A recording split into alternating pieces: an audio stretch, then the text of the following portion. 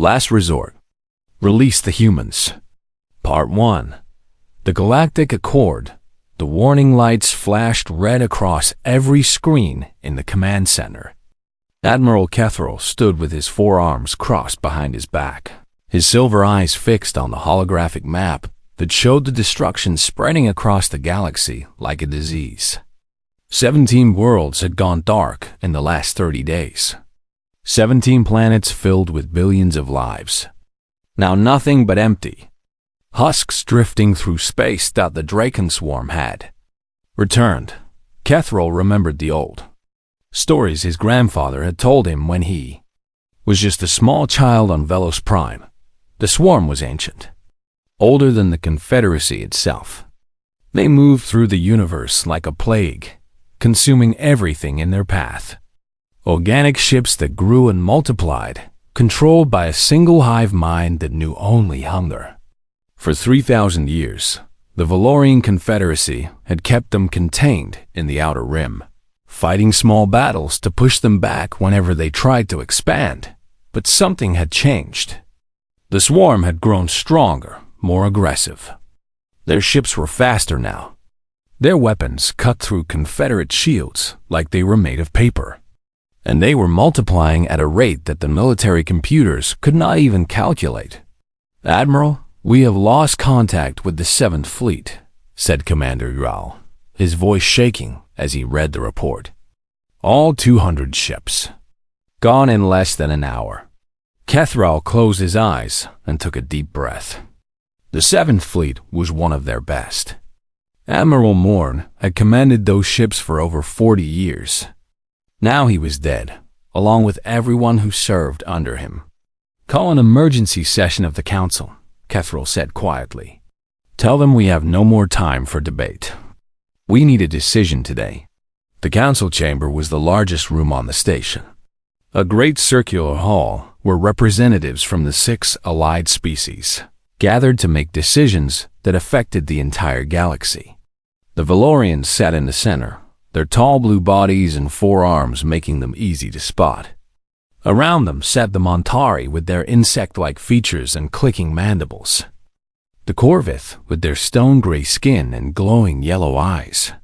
The Solari who floated in anti-gravity fields because their bodies were too fragile for normal movement. The Dren with their reptilian scales and forked tongues. And the Omari whose bodies were made of living crystal that sparkled in the light. Kethril stood before them all and showed them the map. He showed them the 17 dead worlds. He showed them the projections that said the swarm would reach the core systems within 6 months. He showed them the casualty reports and the fleet losses and the weapons that had failed against the enemy. When he finished speaking, the chamber was silent. The representatives looked at each other with fear in their eyes. They had all grown up believing that the Confederacy was invincible, that their combined might could defeat any threat. Now they were learning the truth. "What options do we have?" asked High Speaker Morinth of the Corvith. His voice was deep and heavy, like stones grinding together. "We have few," Kethril admitted. "We can continue fighting with our current forces and hope to slow them down. We can try to evacuate as many worlds as possible before they are consumed. Or we can attempt to negotiate, though the swarm has never shown any interest in communication." "There's another option," said a quiet voice from the Montari section. Everyone turned to look at Ambassador Xylith. She was small for a Montari, her green exoskeleton faded with age, her antennae drooping slightly. But her compound eyes were sharp and clear as she rose from her seat. "We could release the humans," she said. The reaction was immediate. Voices rose in anger and shock. Several representatives stood up from their seats, shouting protests. The Solari delegates' anti-gravity field flickered with distress. Even Kethril felt his heart beat faster at the mere mention of that name. "The humans are contained for a reason," said Speaker Morant, his voice cutting through the noise. "They are too dangerous. Have you forgotten what they did?" Xylith remained calm as she faced the angry chamber. I have not forgotten. I remember everything. 800 years ago, a single human ship crashed on a border world. They had no technology, no knowledge of our existence. Within 50 years, they had studied our machines and built their own. Within 100 years, they had conquered 3 star systems. It took the combined fleets of every species in this room to stop them. Then you understand why releasing them is madness. Morinth growled. I understand that they are the only species in recorded history to fight the Confederacy to a standstill, Xylith replied. I understand that when we finally contained them on their homeworld, we did not defeat them. We simply surrounded them with enough firepower to make further expansion impossible. They never surrendered. They never asked for peace. They simply waited. The chamber fell silent again. Catherall looked at the old Mantari ambassador and saw something in her eyes that he recognized. It was the same thing he saw in his own reflection every morning. Desperation. The humans are violent and unpredictable, he said slowly. They breed quickly and adapt faster than any species we have ever encountered. Their capacity for warfare is unmatched. If we release them, we may be trading one enemy for another. Perhaps, Xylith agreed. But the swarm will consume us all without question. The humans are at least capable of reason. They can be bargained with. They can be directed. And if the old records are accurate, they are exactly the kind of enemy that the swarm has never faced before. Catherall thought about her words. He thought about the 17 dead worlds and the millions of lives that had been lost. He thought about his own family on Velos Prime, waiting for him to come home, trusting him to keep them safe. I will need the Council's authorization to open communication with the quarantine world, he said finally. I am not saying we will release them, but we should at least explore the possibility. The vote was close. 4 species voted yes. 2 voted no. The motion passed, and Catherall was given permission to contact Earth for the first time in over 400 years. As he left the chamber, he felt a cold weight settling in his chest. He had fought in dozens of battles during his long career. He had faced enemies that would give most beings nightmares for the rest of their lives. But nothing had ever frightened him as much as the thought of what he was about to do. He was going to ask the humans for help, and deep down, in the part of his mind where he kept his darkest fears, he wondered if the galaxy would survive what came next. Last Resort. Release the Humans. Part 2. The quarantine world General Jack Morrison had spent his entire life preparing for a moment that he never truly believed would come. His father had prepared before him, and his grandfather before that, stretching back through a line of guardians that reached all the way to the first days of the quarantine. They called themselves the Watchers, and their sacred duty was to maintain the last piece of alien technology left on Earth. The bunker was buried deep beneath the Rocky Mountains, hidden behind a dozen security checkpoints and enough concrete to survive a nuclear war. Only a handful of people in the entire world knew it existed. Presidents came and went, governments rose and fell, but the Watchers remained, passing their knowledge from one generation to the next. Morrison stood in the center of the main chamber, his gray hair cut short in military fashion, his weathered face showing the weight of 70 years of waiting. Beside him stood Colonel Kate Lawson, his second-in-command and the person he trusted most in the world. She was younger than him by 20 years, with sharp brown eyes and a quick mind that had helped her rise through the ranks faster than anyone in the program's history. The beacon is activating, Kate said, her voice tight with barely contained excitement. After all this time, someone is finally calling. The beacon was a small black pyramid, no larger than a man's fist, sitting on a pedestal in the center of the room. It had been recovered from the alien ship that crashed 800 years ago, the only piece of technology that the Watchers had managed to hide from the invading forces before Earth was quarantined. For generations they had studied it, protected it, and waited for the day when it would light up. That day had finally arrived. A beam of blue light shot up from the pyramid and spread across the ceiling, forming into a shape that made Morrison's breath catch in his throat. It was a face, but not a human face. Blue skin stretched over a skull that was longer than it should be, with silver eyes that seemed to look directly into his soul. The creature had 4 arms folded across its chest and wore a uniform covered in medals and symbols that Morrison did not recognize. "I am Admiral Cathrall of the Valorian Confederacy," the alien said, its words translated into English by the beacon's technology. "I am speaking to the inhabitants of the quarantine world designated as Earth. Please respond if you are receiving this transmission." Morrison stepped forward, his heart pounding in his chest. He had practiced this moment 1,000 times in his mind, but nothing could have prepared him for the reality of standing before an alien being. "This is General Jack Morrison of the United States military," he said, keeping his voice steady through sheer force of will. "We are receiving your transmission. What do you want?" The alien's silver eyes widened slightly, perhaps surprised that a human had answered so quickly. "General Morrison, I am contacting you on behalf of the Galactic Council. We have a proposal that may be of interest to your species." Morrison listened as the Admiral explained the situation. The Dracon swarm, the 17 dead worlds, the failing defenses. He listened to the offer of freedom in exchange for military service. He listened to the promises of technology and integration into galactic society.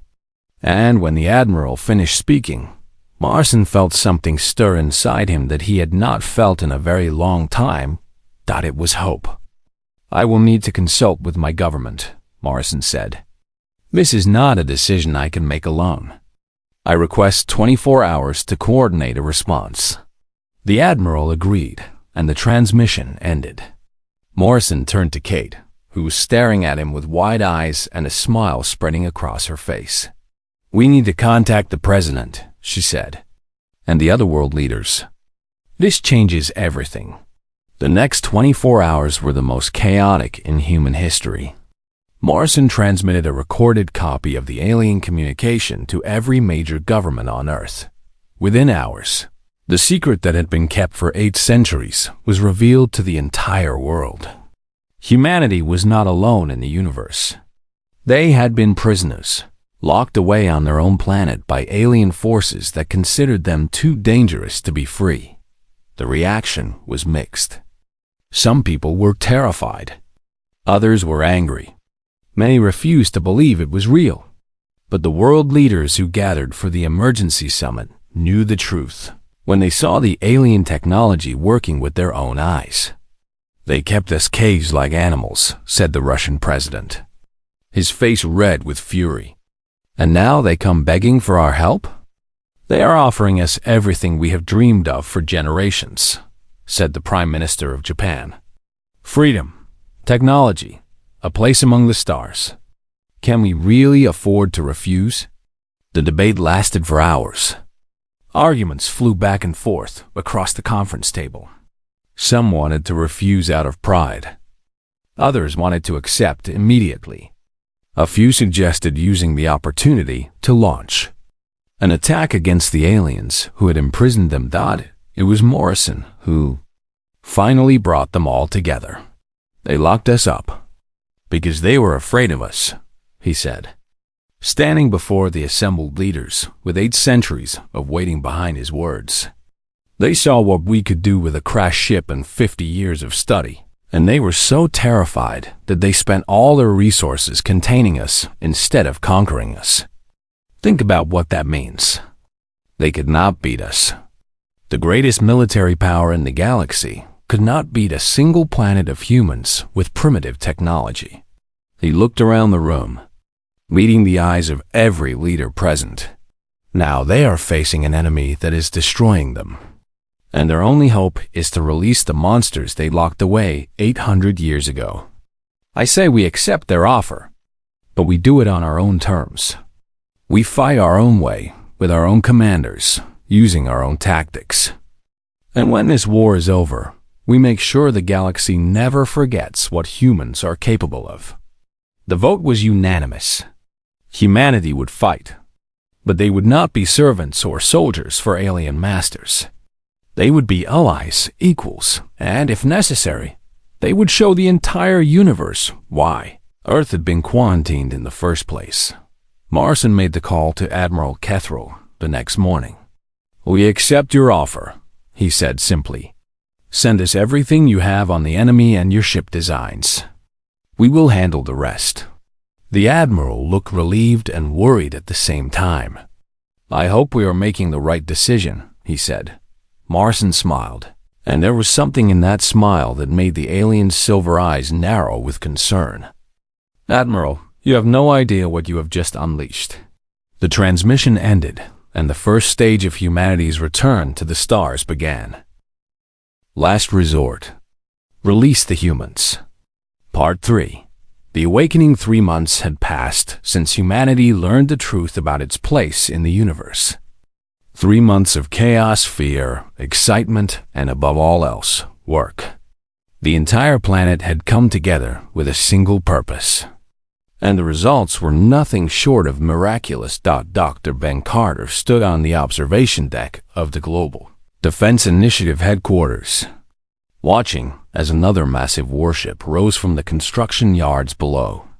The Defiance was the pride of the human fleet, a battleship that stretched over 2 kilometers long, bristling with weapons that combined alien technology with human creativity. And it had been built in just 11 weeks.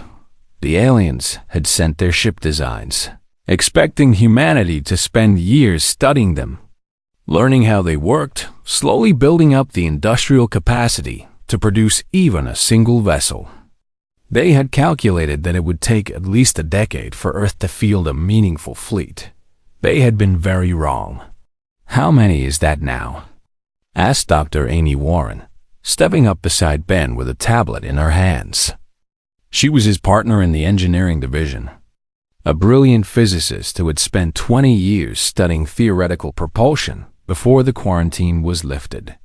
217 combat-ready vessels, Ben replied with a tired smile. Another 80 in final assembly. We should have 300 by the end of the month. Amy shook her head in disbelief. When they see what we have done with their technology, they are going to be terrified. She was right. The alien designs had been impressive, the product of thousands of years of refinement and development. But they had also been safe, conservative. The Valorians and their allies had stopped innovating centuries ago. Content to use what had always worked. Humans did not think that way. Ben's team had looked at the alien engines and found a dozen ways to make them faster. They had studied the shield generators and tripled their output. They had taken the weapon systems apart and rebuilt them with modifications that the aliens would never have considered because the risk of failure was too high. The aliens built for safety. Humans built for victory. Commander Lisa Vance walked onto the observation deck, her boots clicking against the metal floor with the confident stride of someone who had been born to lead. She was 42 years old, with short black hair and green eyes that seemed to see right through anyone who met her gaze. She had been a Navy pilot before the revelation, one of the best in the world. Now she commanded the entire human fleet. "The Defiance is ready for launch," she said to Ben and Amy. "Your teams did incredible work. I have never seen anything like it." "Neither have the aliens," Ben replied. "The observers they sent to monitor our progress stopped submitting reports 2 weeks ago. I think they are too scared to tell their superiors what we are building." Lisa laughed, but there was no humor in the sound. "Good. Let them be scared. After what they did to us, they deserve to feel a little fear." The launch ceremony was broadcast across the entire planet. Millions of people watched as the Defiance rose into the sky, followed by dozens of other ships, all flying in perfect formation. Commander Vance stood on the bridge of the flagship, looking out at the stars that had been denied to her species for 800 years. All ships. This is Commander Vance, she said into the fleet-wide communication channel. Set course for the rendezvous point.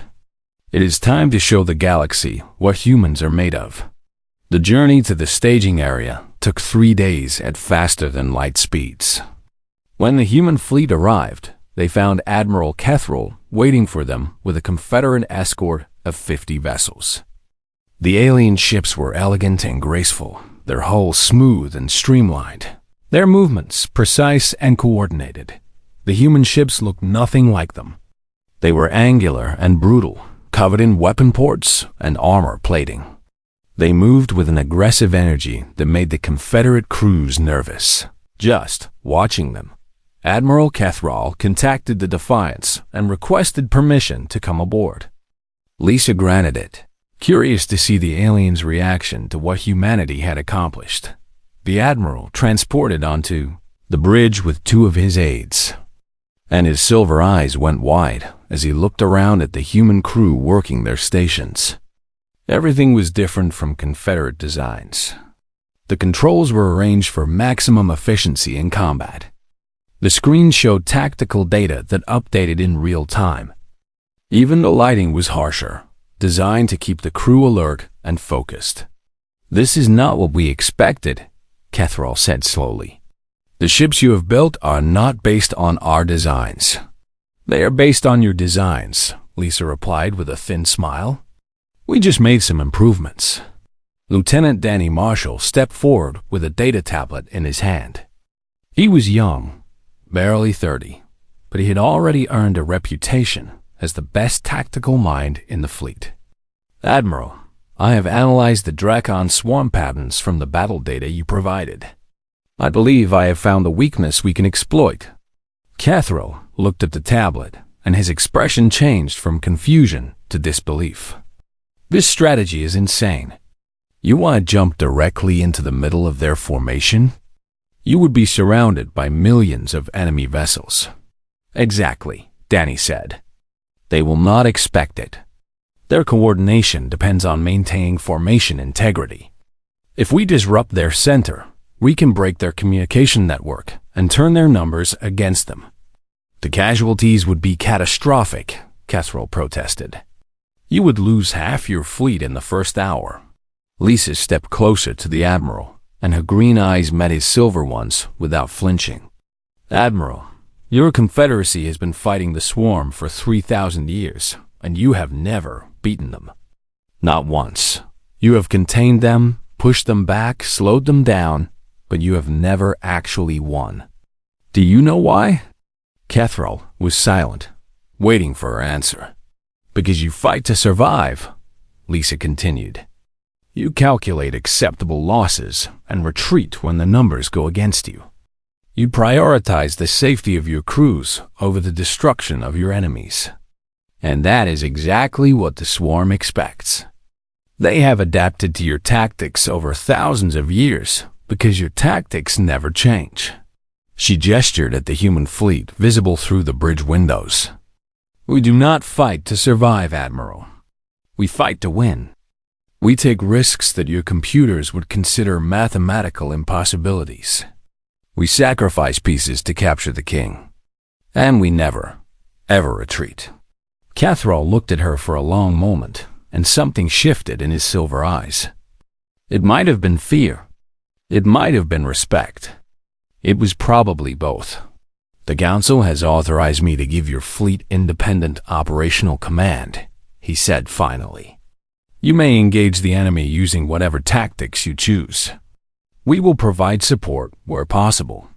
Lisa smiled, and it was the smile of a predator that had just been released from its cage. "Admiral, you might want to keep your support forces at a safe distance. Things are about to get very messy." She turned to her crew and raised her voice so everyone on the bridge could hear. "All ships, battle stations. We jump in 12 hours. Let us show these aliens how humans wage war." The cheering could be heard across the entire fleet. Last resort. Release the humans. Part 4. The Battle of Kasari Prime. The Draken Swarm had consumed 47 worlds. They had destroyed over 3,000 Confederate warships. They had killed billions of living beings and absorbed their biomass into the collective. In all the centuries of their existence, they had never known defeat. Today, that was going to change. Commander Elisa Vance stood on the bridge of the Defiance, watching the tactical display as her fleet prepared for the most dangerous maneuver in military history. 200 human warships were about to jump directly into the heart of the largest swarm formation ever recorded. "All ships report ready," said Lieutenant Danny Marshall from his station. "Jump drives are charged. Weapons are hot. Crews are at battle stations." Lisa nodded and opened a channel to the entire fleet. "This is Commander Vance. In a few minutes, we are going to do something that every alien in this galaxy thinks is impossible. We are going to jump into the middle of an enemy force that outnumbers us 10,000 to 1. Many of us will not survive, but those of us who fall will take 100 enemies with us. And those of us who live will be remembered forever as the warriors who broke the unbreakable." She paused, letting her words sink in. 800 years ago, the galaxy decided that humans were too dangerous to be free. They locked us on our own planet and tried to forget we existed. Today, we are going to remind them why they were afraid. She took a deep breath and gave the order. "All ships, execute jump." The universe twisted around them as 200 vessels punched through the fabric of space and emerged in the exact center of the swarm formation above Cassari Prime. For one frozen moment, nothing happened. The organic Dracon ships drifted in their formations, their hive minds struggling to process the impossible thing that had just occurred. Then the humans opened fire.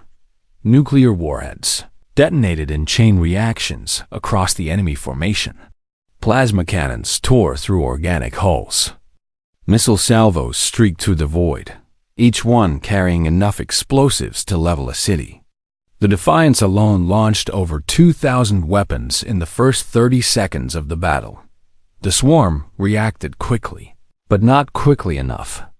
By the time their hive mind had coordinated a response, the human fleet had already destroyed over 50,000 smaller vessels and crippled 3 of their massive hive ships. Captain Chris Blake commanded the destroyer, relentless from the front lines of the formation.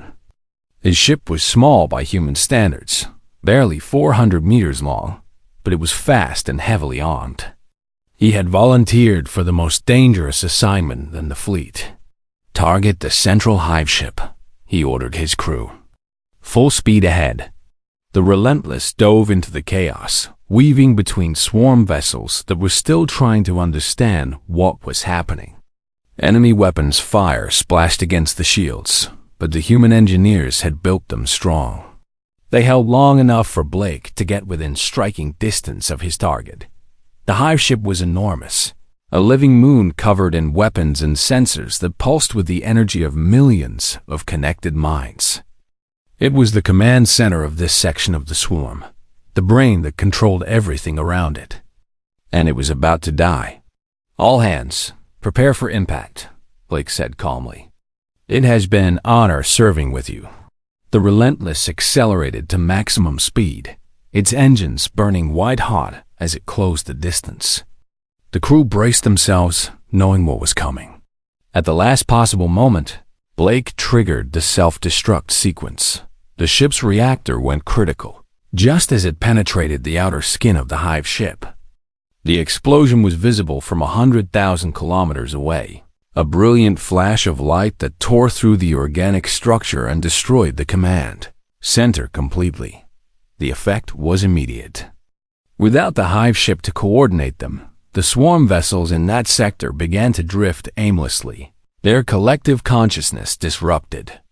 The human fleet pressed the advantage, concentrating their fire on the confused enemies. On the Defiance, Dr. Amy Warren worked frantically at her station in the science bay. She had been studying the swarm's communication network since the battle began, looking for patterns, searching for weaknesses. and she had finally found what she was looking for. "Commander, I have it," she called over the intercom. The swarm uses a specific frequency to maintain their hive mind connection. If we can broadcast a disruption signal on that frequency, we can break their coordination across the entire battlefield. Lisa did not hesitate. "Do it." Amy transmitted the signal through the Defiance's communication array, boosting the power to maximum. The effect spread across the battle zone like a wave, reaching every swarm vessel within range. The result was chaos. Dragon ships began attacking each other, their individual instincts overriding the collective will. Hive ships turned their weapons on their own escorts. Fighter-sized drones crashed into each other in clouds of organic debris. The perfect coordination that had made the swarm invincible for millennia shattered in a matter of minutes. The human fleet surged forward, driving deep into the heart of the enemy formation. They lost ships along the way. The Valiant went down under concentrated fire. The Guardian sacrificed itself to protect the damaged cruiser. The Thunderbolt rammed an enemy command vessel that was trying to restore order to the fleet. Each loss hurt. Each death left a hole in the hearts of those who survived. But the humans did not stop. They did not retreat.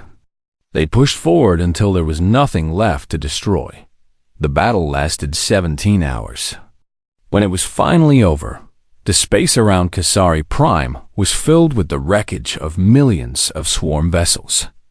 The organic ships drifted dead in the void, their connection to the hive mind permanently severed. 63 human ships had been destroyed. 22,000 men and women had given their lives. But the Drakon swarm had been broken for the first time in recorded history. Commander Vance sat in her command chair, exhausted beyond words, staring at the tactical display that showed the scope of their victory. The surviving Confederate observers had watched the entire battle from a safe distance, and she could only imagine what they were thinking. "Commander," said Danny from his station, "Admiral Kethrel is requesting communication." Lisa straightened in her chair and nodded. "Put him through." The Admiral's face appeared on the main screen. His silver eyes were wide, his blue skin pale. He looked like someone who had just witnessed something that challenged everything he thought he knew about the universe. "Commander Vance," he said slowly, "what I have just seen is beyond anything I could have imagined. Your tactics were reckless, your strategies were mathematically insane, and your losses were far higher than any Confederate commander would accept." Lisa waited for the criticism, for the lecture about proper military procedure. Instead, the Admiral bowed his head in a gesture of profound respect. "And yet you won. The swarm has never been defeated in open battle, not once in 3,000 years. And you broke them in a single day." He raised his head, and Lisa saw something new in his eyes. It was not just fear anymore. It was awe. "The galaxy owes you a debt that can never be repaid," he said. "Whatever you want, whatever you need, the Confederacy will provide. You have earned it."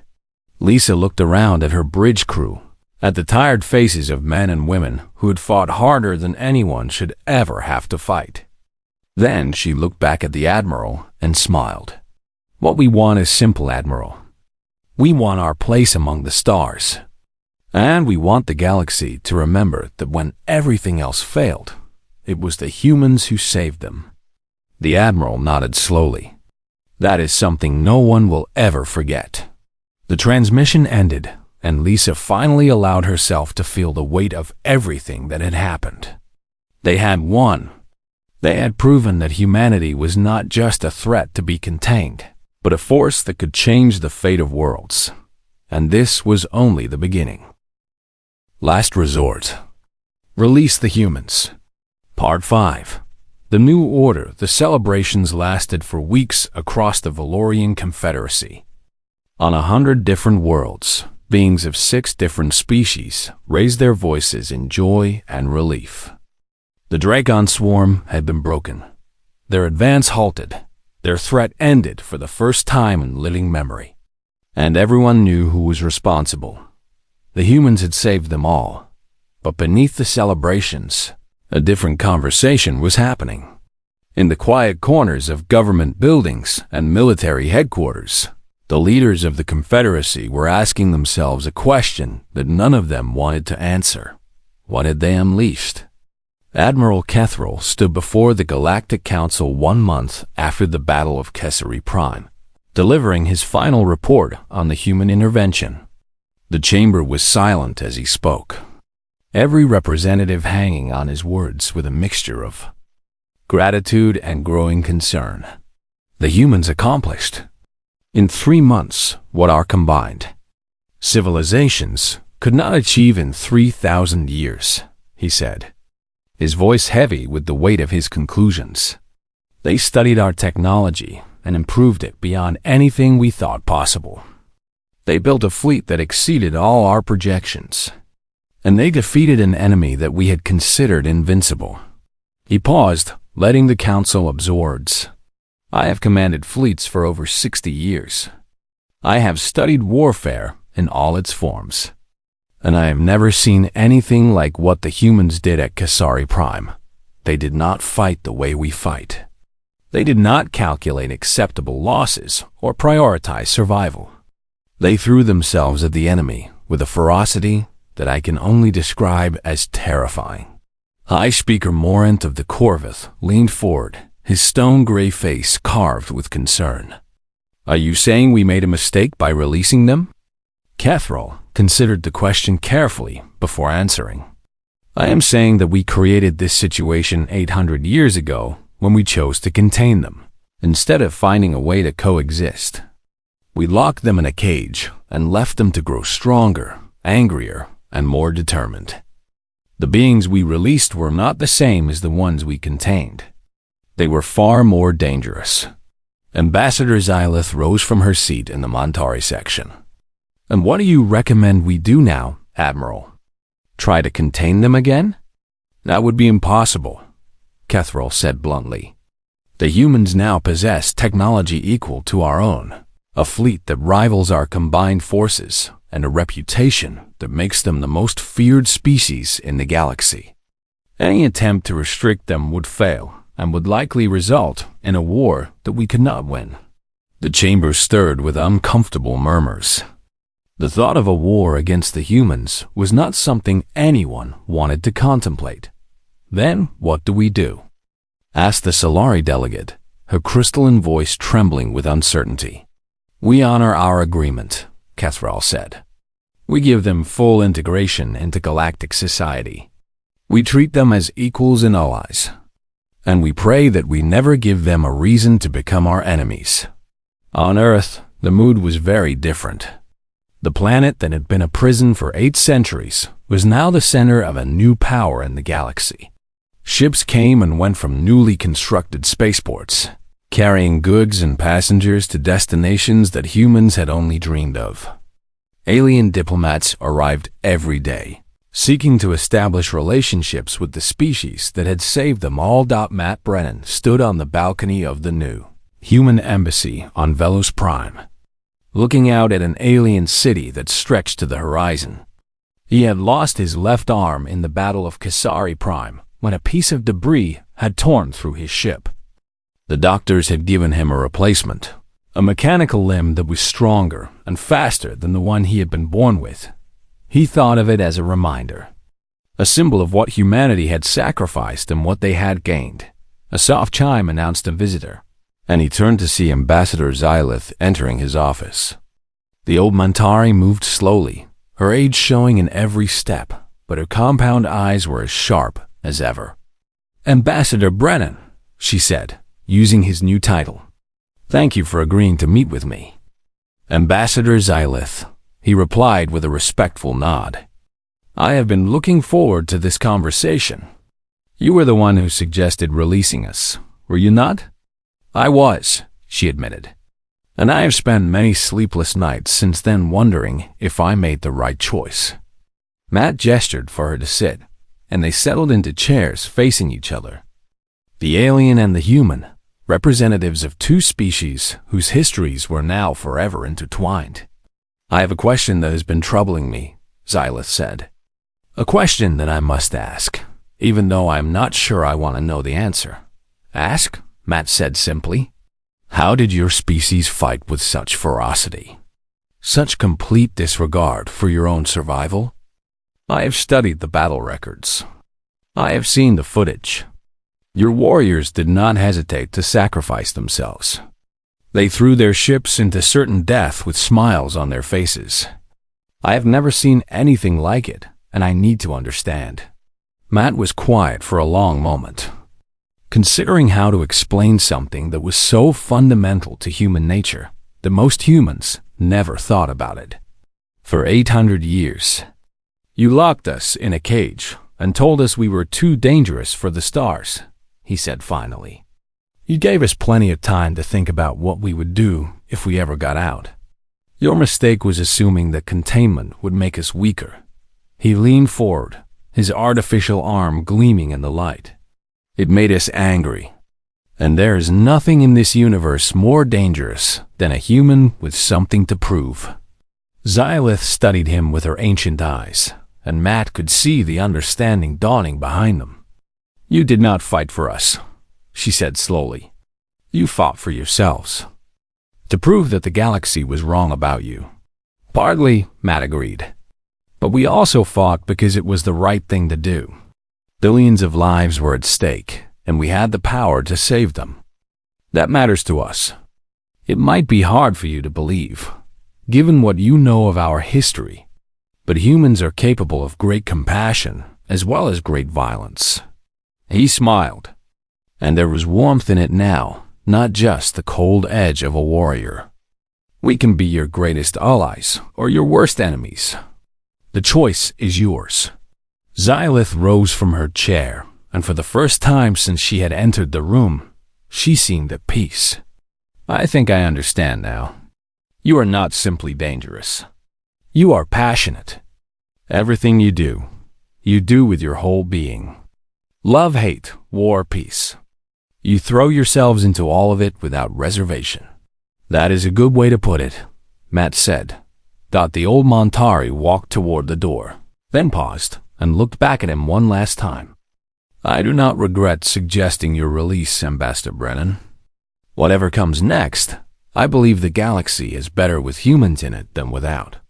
Matt watched her go, then turned back to the window and the alien city beyond. Somewhere out there, across the vast reaches of space, the remnants of the Draken swarm were still lurking. There would be more battles to fight, more challenges to face, more opportunities for humanity to prove itself. And they were ready. That evening, the Valorian Confederacy updated its threat assessment protocols. Humanity was officially reclassified from a quarantine concern to a strategic ally of the highest priority. A notation was added to every military database in 12 star systems, a warning that would be passed down through generations of alien commanders. The notation read, simply, "Under no circumstances provoke. Under no circumstances betray. And if faced with extinction, release the humans." The galaxy had learned its lesson, and humanity had finally come home.